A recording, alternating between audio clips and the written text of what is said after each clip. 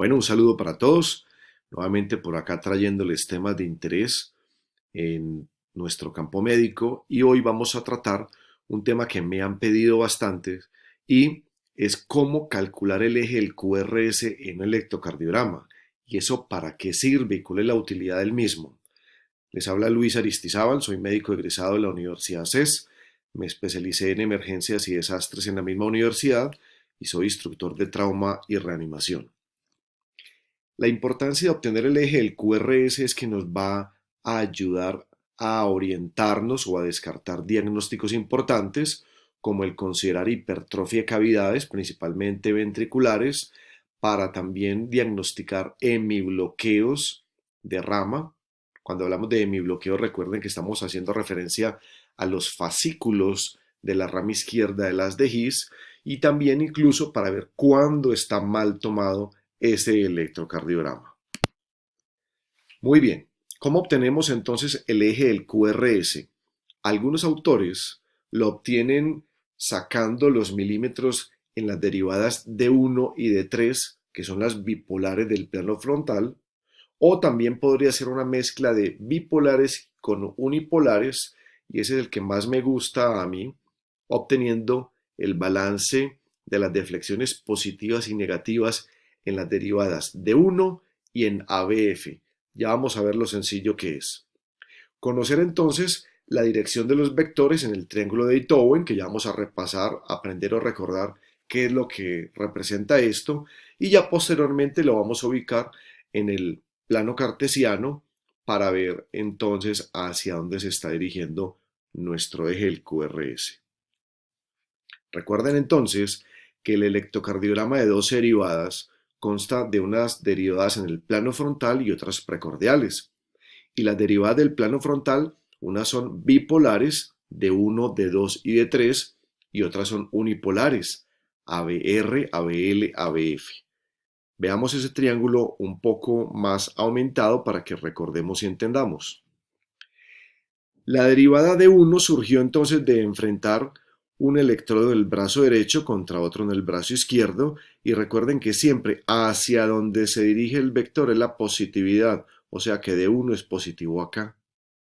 D2 surgió enfrentando un electrodo del brazo derecho contra los pies, o sea que D2 es positivo acá, se dirige hacia los pies. Y D3 surgió de enfrentar un electrodo del brazo izquierdo hacia los pies, o sea que D3 es positivo acá y negativo acá. Esas son las derivadas bipolares del plano frontal. Las unipolares surgen de enfrentar un polo neutro que no tiene carga en el centro y midieron el voltaje en el lado derecho, por eso hablamos de voltaje right. También midieron el voltaje izquierdo, left, y también midieron el voltaje en los pies, foot. Le tuvieron que anteponer la letra A porque ellos tuvieron que aumentarle el voltaje a estas derivadas unipolares porque no se apreciaban muy bien. Acá en el centro estamos viendo entonces en un área sombreada donde sería la ubicación normal del eje del QRS. Para algunos autores podría incluso extenderse un poco más hacia la derecha del paciente, hacia la izquierda de nosotros en la pantalla, y podría ir hasta más 100, más 110. Entonces, si el eje del QRS está entre menos 30 y más 100, más 110, es un eje que tiene una ubicación normal. Pero si ese eje está desviado en el cuadrante superior izquierdo o en el cuadrante inferior derecho o incluso en este cuadrante superior derecho, que es lo que conocemos como tierra de nadie, sería anormal y nos estaría dando pautas para llegar al diagnóstico. Este es entonces el plano cartesiano donde están todas las derivadas que acabamos de mencionar. Miren, acá está D1 y recordemos que D1 va a ser positivo acá y entonces por obvias razones va a ser negativo acá. ABF va a ser positivo hacia abajo y por obvias razones va a ser negativo hacia arriba. En este método que les vamos a explicar, entonces nos va a importar principalmente D1 y ABF en sus porciones positivas y negativas. Aquí quedaría entonces esquematizado de una forma mucho más gráfica, clara y didáctica la ubicación normal del QRS. Entonces miren que acá tenemos 0 grados, él avanza en esta dirección. Entonces acá tendríamos más 30, más 60. Esto es un ángulo recto, 90 grados, aquí sería más 90. Y si siguiéramos avanzando, pues llegaríamos a un ángulo llano, en donde acá es 180. Si nos vamos en la otra dirección, serían vectores negativos. Menos 30, menos 60, menos 90. Y como acabamos de explicar, pues si seguimos en ese ángulo llano, aquí sería menos 180 cuando terminemos de dar todo el giro.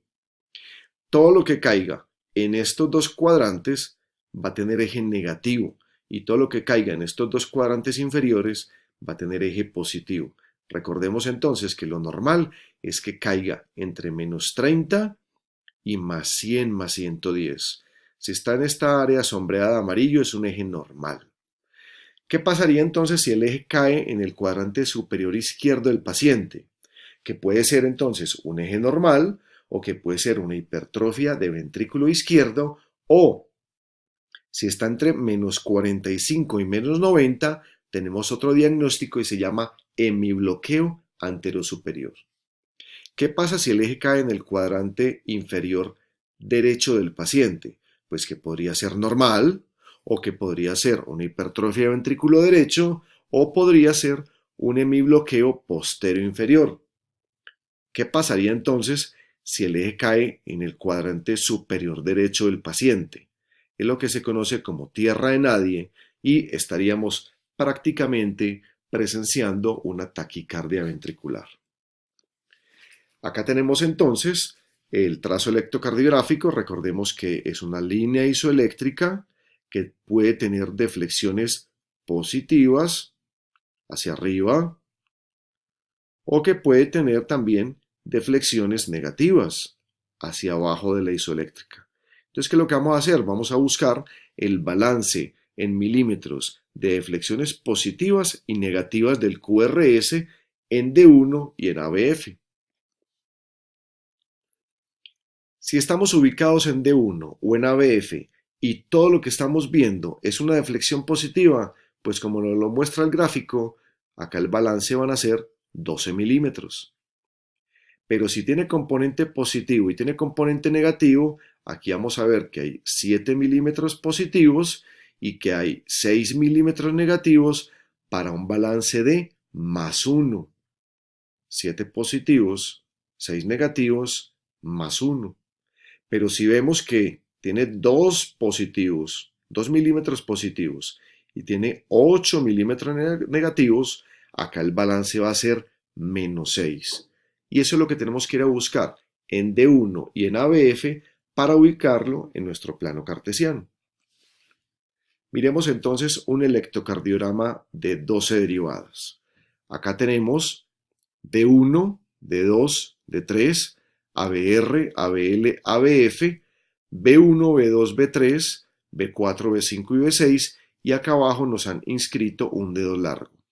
Como decíamos ahora, nos vamos a enfocar en las derivadas D1 y ABF. Miren que acá hay más positividad que negatividad.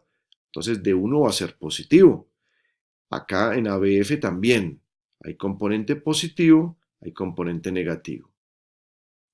Si vemos entonces, en D1 hay 8 milímetros positivos y 1 milímetro negativo para un balance de más 7. Y si vemos aquí en la derivada ABF, estamos viendo 3 milímetros positivos y 2 negativos para un balance de más 1. Entonces, este más 7 y este más 1 es lo que tenemos que tener presente para ubicar en el plano cartesiano. ¿Cuál es la fórmula sugerida? La fórmula positividad y negatividad para ubicar, vamos a verlo gráficamente para que quede más claro y ahorita nos regresamos. Miren que acá tenemos el plano cartesiano. D1 nos dio 7 milímetros positivos, entonces como D1 es positivo hacia acá, entonces vamos a contar 7. Ustedes pueden dividir la cuadrícula en lo que quieran, pero que siempre tenga valores congruentes y semejantes en todas las direcciones, tanto en el eje de las Y como en el de las X. Entonces acá tenemos 1, 2, 3, 4, 5, 6, 7. 7 positivos, acá sería. Y ABF es 1 positivo.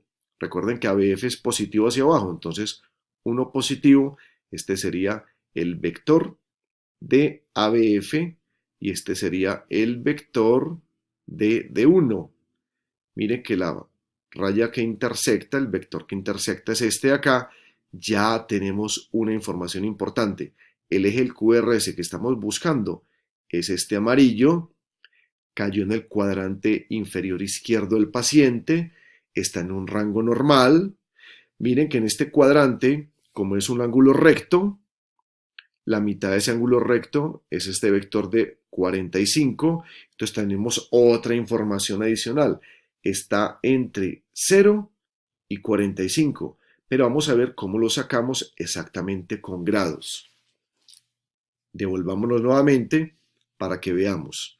La fórmula sería 45 grados, que es la media del cuadrante, y lo vamos a dividir entre el vector mayor. ¿Cómo así que el vector mayor? Pues, ¿quién es mayor? ¿7 o 1? Obviamente que 7, para este ejemplo. Entonces, 45 dividido 7 nos da 6.43. Ahora bien, ¿qué vamos a hacer con ese 6.43? Lo vamos a multiplicar por la diferencia que hay entre los dos vectores. ¿Cuál es la diferencia entre 7 y 1? Pues obviamente 6. Entonces 6.43 por 6 nos da 38.5. Y entonces, ¿esos serían los grados? No, vamos a ubicar ese 38.5 en el cuadrante. ¿Qué le está pasando al eje que estamos buscando con respecto a la media? ¿Aumenta o disminuye? Disminuye, ¿verdad? Entonces 45 menos 38. 45 grados, que es la media del cuadrante, menos 38. Recuerden de dónde salió ese 38.5. Entonces 45 menos 38 nos da 6.5 y este sí es el valor del eje del QRS, 6.5. Si este eje estuviese ubicado en esta zona, entonces al 45 le hubiéramos sumado el 38.5 en este caso, porque acuérdense que avanza en esta dirección y disminuye en esta dirección. Acá es 0 grados, acá es 45 y acá es 90. ¿Ok? El eje de nuestro ejemplo es 6.5 grados positivos. Si tenemos D1 positivo y ABF negativo, entonces D1 positivo y ABF negativo nos va a dar en el cuadrante superior izquierdo y haríamos la misma fórmula. Si tenemos D1 negativo y ABF positivo, pues entonces D1 negativos acá y ABF positivos acá nos va a dar el eje en el cuadrante inferior derecho del paciente. Esto es cuestión de practicar y practicar para que sea algo bien sencillo y obtengamos diagnósticos importantes en el trazo electrocardiográfico. Este tema y muchos más lo podrán ver en el manual de electrocardiografía clínica que hemos sacado, donde son 180 páginas de un fácil y completo contenido electrocardiográfico para que aprendamos y recordemos conceptos importantes de electrocardiografía. Recuerden seguirme en mis redes sociales, principalmente en el canal de YouTube Luis Aristizábal Anestesiar, donde podrán ver este y muchísimos más videos. Los interesados en adquirir el manual de electrocardiografía clínica me pueden escribir al WhatsApp 310-443-5153. Ahí les daré toda la información y el costo actual de este libro de electrocardiografía, que de verdad que ha sido hecho y elaborado con mucho trabajo, mucho sacrificio para el agrado de todos ustedes. Por ahora estamos enviando este libro a todas las regiones de Colombia. Próximamente, ese es nuestro deseo, poder extenderlo a otros países. Un abrazo y nos vemos en una próxima oportunidad.